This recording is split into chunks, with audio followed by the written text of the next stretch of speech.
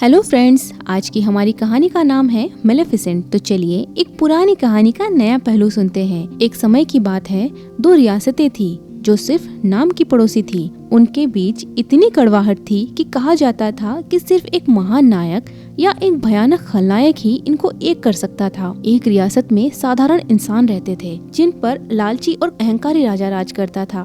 इस राज्य के लोगों में हमेशा मायूसी रहती। ये पड़ोसी राज्य की खुशहाली से चलते थे। इसी मूर रियासत की एक अनोखी चट्टान के एक खूबसूरत पेड़ पर एक ऐसा ही जीव रहता था जो लड़की जैसी लगती जरूर थी, पर वो कोई आम लड़की नहीं थी। वो एक परी थी। उसका नाम था मेलेफिसेंट। एक दिन जंगल में घूमते हुए उसे तीन छोटी परियां मिलती है, जिन्होंने मेलेफिसेंट को बताया कि सरहद के सिपाहियों को जवाहरात के पास एक चोर इंसान मिला। ये खबर सुनते ही मेलेफिसेंट बिना देरी के वहाँ से चल देती है। वहाँ पहुँच के मेलेफिसेंट को उसी की उम्र का एक लड़का दिखाई देता है। मेलेफिसेंट उससे पूछती है, तुम कौन हो और यहाँ क्या कर रहे हो? लड़का बोलता है, मैं स्टीफन हूँ, इस जंगल के पास के राज्य में रहता हूँ। मैंने यहाँ एक हीरा देखा और उसे लेने आया हूँ। ये बात सुनकर मेलेफिसेंट उस लड़के से हीरा वापस ले लेती है। मेलेफिसेंट बोलती है, चलो मैं तुम्हें तुम्हारे राज्य तक छोड़ाती हूँ। स्टीफन मेलेफिसेंट को दूर से एक किला दिखाते हुए बोलता है कि एक दिन मैं उस राजमहल में रहूंगा। मेलेफिसेंट बोलती है, तो अब तुम कहाँ रहते हो? स्टीफन बोलता है, खेत में। स्टीफन आगे बोलता है, क्या तुम मुझसे दोस्ती करोगी? मेलेफिसेंट बोलती है, ये जादुई जंगल है, तुम्हारा यहाँ आना ठीक नहीं, लेकिन इस बारे में मैं बाद में सोचकर बोलूंगी। दोनों हैंडशेक करते हैं। तब मेलेफिसेंट को स्टीफन के हाथ में पहनी अंगूठी से करंट लगता है। स्टीफन घबरा जाता है। मेलेफिसेंट बोलती है, लोहा हम परियों को जलाती है। स्टीफन बिना सोचे ही अपनी अंगूठी को खोलकर फेंक देता है और चला जाता है। मेलेफिसेंट यही सोचती रही कि जिसके पास कुछ नहीं था उसने कैसे एक झटके में एक अंगूठी फेंक दी। ये बात उसके दिल को छू गई। वो छोटा चोर जो जवाहरात चुराने आया था, वो उससे कहीं ज्यादा कीमती चीज चुरा ले गया। स्टीफन का उस जादुई जंगल में आना जाना लगा रहा। कुछ ही वक्त में दोनों बहुत अच्छे दोस्त बन गए।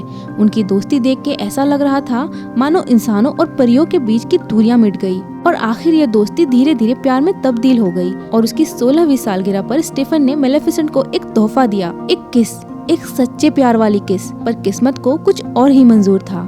वक्त बीतता गया और स्टीफन की महत्वाकांक्षा भी। जल्द ही पड़ोसी राज्य के राजा ने मूर राज्य पर हमला कर दिया। मेलेफिसेंट को पता है कि अपने जंगल की रक्षा कैसे करनी है और यहाँ हम देखते हैं कि सबसे ताकतवर परी मेलेफिसेंट मूर राज्य के रक्षक बन गई। राजा ने जैसे ही अपने सिपाहियों को हमला करने का आदेश दिया, तब जंगल के बहुत सारे क्रिएचर्स उन पर अटैक कर देते हैं। राजा और उनके सिपाही बुरी तरह से घायल हो जाते हैं और बाकी के बचे हुए सिपाही उस जादुई जंगल से भाग जाते हैं। राजा अपनी हार से तिलमिला उठा। राजा अपने कुछ खास सिपाहियों को बुला के बोलता है, तुम में से कौन है उस लायक जो उस पंख वाले जानवर को खत्म करेगा, मेरी हार का बदला लेगा और मेरी बेटी को अपनाएगा? मेरे बाद सिंहासन उसी का होगा। स्टीफन भी वहीं मौजूद था। ये सब सुन के वो उसी रात मेलेफिसेंट से मिलने जाता है। नाराज मेलेफिसेंट कई दिनों बाद स्टीफन को देख के पूछती है, तुम तो कैसी है इंसानों की दुनिया? स्टीफन माफी के लहजे में बोलता है, हमारे राजा तुम्हें नहीं बख्शेंगे, प्लीज मुझ पर यकीन करो, तुम अपना ध्यान रखना, मैं तुम्हें यहाँ सावधान करने आया हूँ। वो बातें करने लगे। एक पल में सारे गिले शिकवे मिट गए और मेलेफिसेंट ने स्टीफन की खुदगर्जी और बेख्याली को माफ कर दिया, मानो सब कुछ पहले की तरह ही हो गया हो। बातें करते हुए स्टीफन मेलेफिसेंट को कुछ पीने के लिए देता है, जिसे पीते ही मेलेफिसेंट सो जाती है। स्टीफन अपने कंधे पर सो रही मेलेफिसेंट को जमीन पर सुला देता है, फिर चाकू से उसे मारने की कोशिश करता है, लेकिन उसके हाथ रुक जाते हैं। वो चाकू को फेंक देता है। अगली सुबह मेलेफिसेंट की नींद खुलती है। अपने पंखों को ना देखकर वो जोर जोर से चिल्लाने लगती है। पंख के शोक और जख्म ने मेलेफिसेंट को कमजोर बना दिया है। दूसरी ओर हम देखते हैं स्टीफन मेलेफिसेंट के पंख को लेकर राजा के सामने हाजिर है। राजा खुश होकर उसे अपना उत्तराधिकारी बनाकर अपनी बेटी का हाथ दे देता है। इससे स्टीफन अपना सपना पूरा करने में कामयाब हो जाता है। इधर हम कमजोर और शोक में डूबी मेलेफिसेंट को देखते हैं। वो अब उड़ नहीं सकती और चलने के लिए भी उसे लकड़ी का सहारा लेना पड़ता है। एक दिन कहीं जाते समय उसने देखा कि एक खुदगर्ज शिकारी ने एक कौवे को जाल में फंसा रखा है। कौवा तड़प रहा है। उस शिकारी को मजा चखाने के लिए मेलेफिसेंट ने उस कौवे को जादू से इंसान बना दिया, जिसे देखकर शिकारी डर कर भाग गया। कौवा इंसान बनकर बहुत खुश है, जिसका नाम है डिएवल। डिएवल मेलेफिसेंट को बोलता है, मेरी जान बचाने के बदले में अब से मैं आपका सेवक बन गया।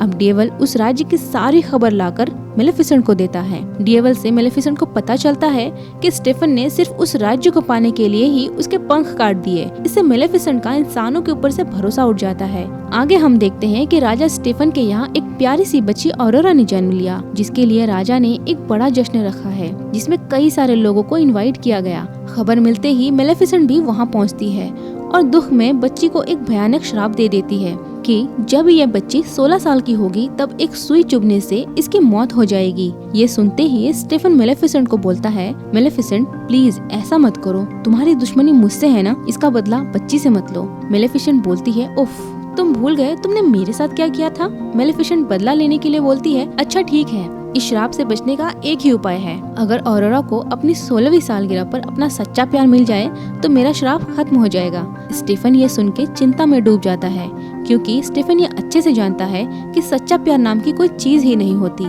इसके बाद स्टेफन अपनी बच्ची को बचाने के लिए 3 छोटी छोटी परियों को बुला के बोलता है, मेरी बच्ची को यहाँ से कहीं दूर ले जाओ और इसकी परवरिश करो।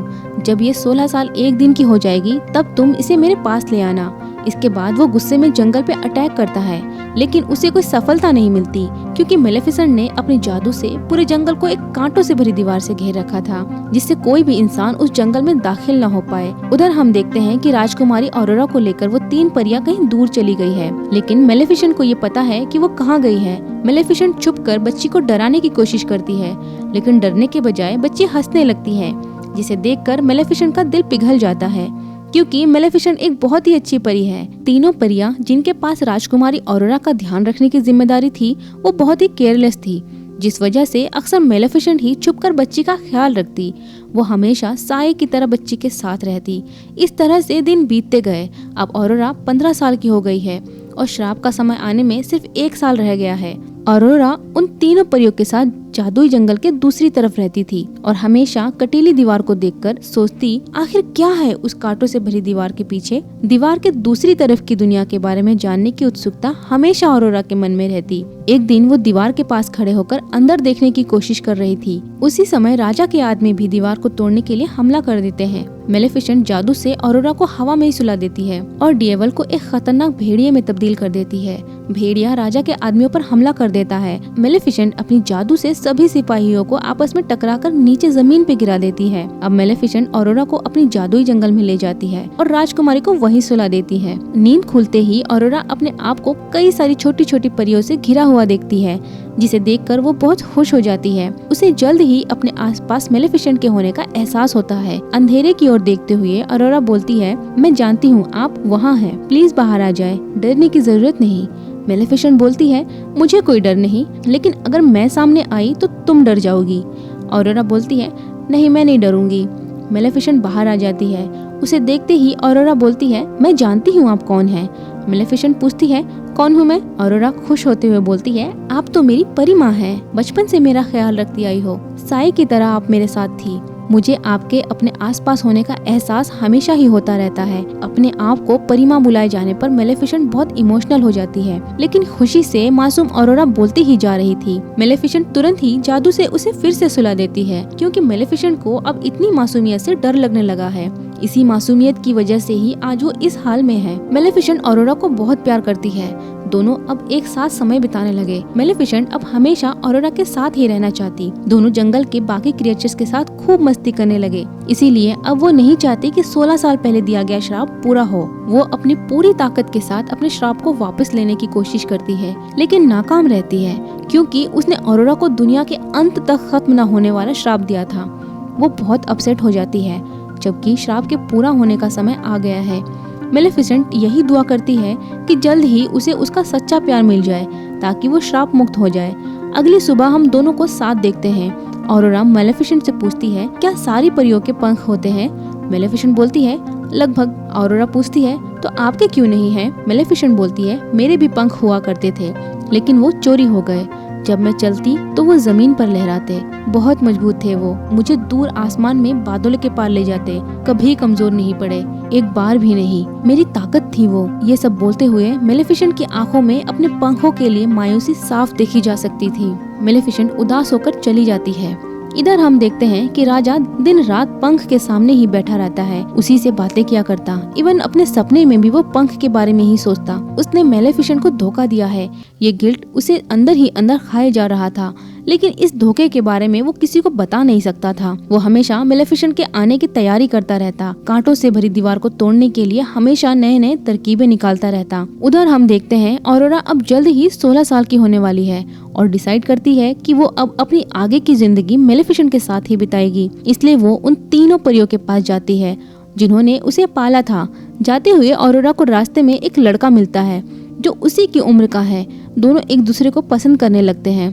दूर से ही ये सब डेविल और मेलेफिसेंट देखते हैं और सोचते हैं शायद यही है ऑरोरा का सच्चा प्यार। उसके बाद ऑरोरा अपने घर लौट आती है। जब ऑरोरा उन तीनों परियों से बोलती है कि वो अब उनके साथ नहीं रहना चाहती, तब तीनों परियां उसे समझाने के बजाय उसे सारी सच्चाई बता देती हैं, जिसे सुनकर ऑरोरा बहुत अपसेट हो जाती है। उसे इस बात पर यकीन ही नहीं हो रहा था।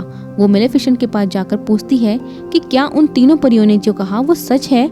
मेलेफिसेंट बोलती है, हाँ ये सच है, मैंने तुम्हें श्राप दिया था, लेकिन अब मेरा मन बदल गया है। मैं अब सच में नहीं चाहती कि मेरा दिया गया श्राप पूरा हो। ऐसा मैंने सिर्फ तुम्हारे पिता की वजह से किया था। मैं तुमसे बहुत प्यार करती हूँ। ये सब सुनकर ऑरोरा बहुत उदास हो जाती है और वहाँ से चली जाती है। वो सीधा अपने राज्य लौटकर अपने पिता से मिलती है।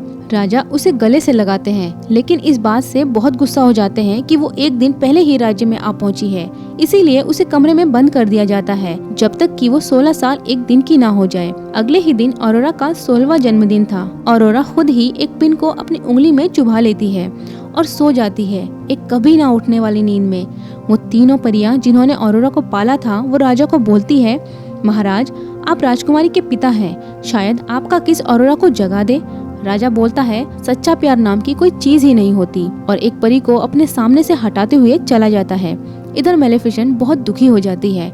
डेविल उसे रास्ते में मिले उस लड़के के बारे में याद दिलाता है।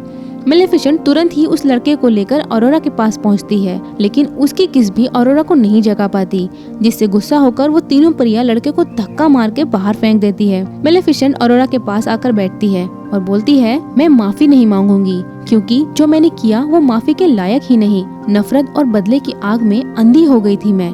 ऑरोरा मेरी बच्ची, तुमने मुझे सच्चे प्यार का मतलब सिखाया और आज वही प्यार मैंने खो दिया। ये बोलकर रोते हुए वो ऑरोरा के माथे पर एक किस करके जाने लगती है। पीछे से ऑरोरा बोलती है, हेलो परिमा। मेलेफिसेंट खुशी से उसके हाथों को पकड़ लेती है। अब दोनों इंसानों से दूर वापस अपने मूल देश जाने लगते हैं, लेकिन राजा ने मेलेफिसेंट के आने की पूरी तैयारी कर रखी थी। वो एक लोहे के जाल में मेलेफिसेंट को फंसा लेता है। राजा के सिपाही मेलेफिसेंट को बुरी तरह से मारने लगते हैं। ऑरोरा वहाँ से भागकर एक कमरे में पहुँचती है। मेलेफिसेंट जादू से डेविल को एक खतरनाक ड्रैगन बना देती है। ड्रैगन सबसे पहले अपने मालिक को बचाता है, फिर सारे सिपाहियों पर आग की बारिश करने लगता है। राजा के सिपाही ड्रैगन पर काबू पा लेते हैं और मेलेफिसेंट को घेर लेते हैं। राजा अपने आप को पूरी तरह से लोहे के कवच में ढककर वहां पहुंचता है और मेलेफिसेंट को जंजीर से मारने लगता है। चारों ओर लोहे से घिरे होने की वजह से मेलेफिसेंट थोड़ी कमजोर नजर आती है। उधर ऑरोरा कमरे में पंख देखती है, जो कि एक कांच के बॉक्स में बंद थे और मालिक के पास जाने के लिए छटपटा रहे थे। ऑरोरा तुरंत ही समझ जाती है कि ये मेलेफिसेंट के पंख है। वो अपनी पूरी ताकत से बॉक्स को गिरा देती है। पंख उड़कर अपने मालिक के पास पहुंचता है। अपने पंखों को वापस पाते ही मानो मेलेफिसेंट को अपनी ताकत वापस मिल गई। राजा उसे मारने ही वाला था, तभी अपने पंखों के साथ मेलेफिसेंट हवा में उड़ जाती है। सिपाही उस पर तीर से निशाना लगाते हैं। मेलेफिसेंट सबसे पहले अपने ड्रैगन को छुड़ाती है, फिर राजा के हाथों को जंजीर से बांधकर महल के बाहर एक ऊंची जगह पे ले जाती है। अब मुकाबला सिर्फ मेलेफिसेंट और राजा स्टीफन के बीच ही रह गया है। वो राजा को मारने ही वाली थी कि कुछ सोचकर वो राजा को छोड़ देती है, लेकिन एहसान फरामोश स्टीफन मेलेफिसेंट पर पीछे से हमला करता है। मेलेफिसेंट राजा को पकड़कर उस ऊंची जगह से कूद जाती है और थोड़ी ही देर में राजा को छोड़ देती है। ऊंचाई से गिरने की वजह से राजा की वहीं पर मौत हो जाती है।